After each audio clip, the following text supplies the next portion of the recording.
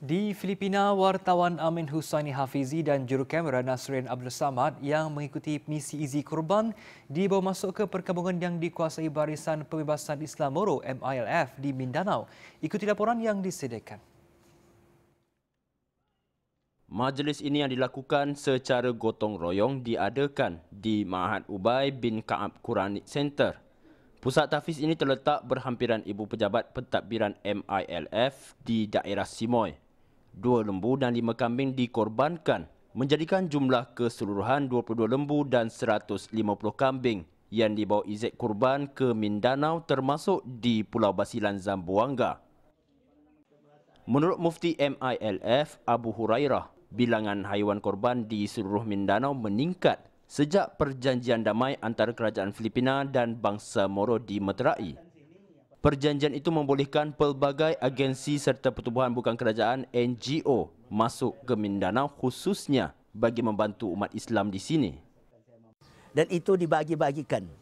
Karena kita di entire bangsa Moro ini sampai Solo, Basilan dan semuanya ialah kita lebih 20 komiti, provincial committee.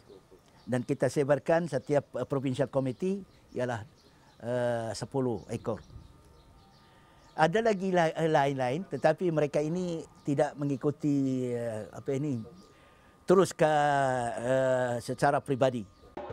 Bagi pengarah urusan IZ Kurban Azhar Abdul Syukur, beliau mengajak rakyat Malaysia terus memberi perhatian kepada masyarakat Islam yang kurang mendapat perhatian di wilayah autonomi ini.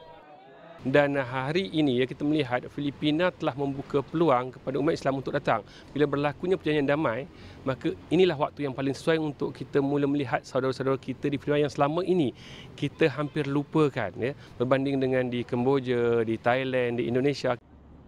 Semalam kru TV Al-Hijrah dibawa ke daerah Maguindanao. Dalam perjalanan dari Bandar Kota Batu melalui perkampungan Gindulungan, kami berpeluang melihat sendiri antara lokasi yang sering dijadikan sasaran berdilan pasukan tentera sebelum perjanjian damai antara bangsa Moro dan kerajaan dimeterai pada 2012.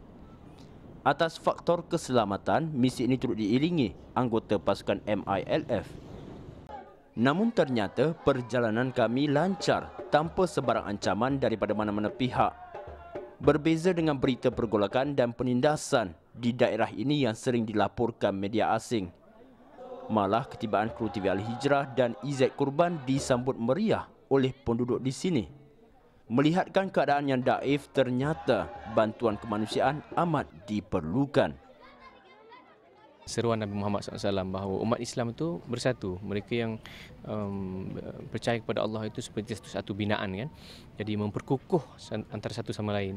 Jadi kalau mereka di sini kurang, kita kuatkan. Kita kuatkan dengan kehadiran kita, dengan sumbangan dan juga dengan korban di sini. Tapi yang menarik tu bila kita sampai sini, rupanya kita pun sebenarnya belajar daripada dia orang. Kepada mereka yang ingin menyumbang, boleh layari laman web www.izkurban.org untuk maklumat lanjut. Ini merupakan kegembiraan yang jelas terpancar pada wajah penduduk di Maguindanao. Dan jelas usaha IZ Kurban ini membawa penghayatan dan erti baharu terhadap ibadah kurban.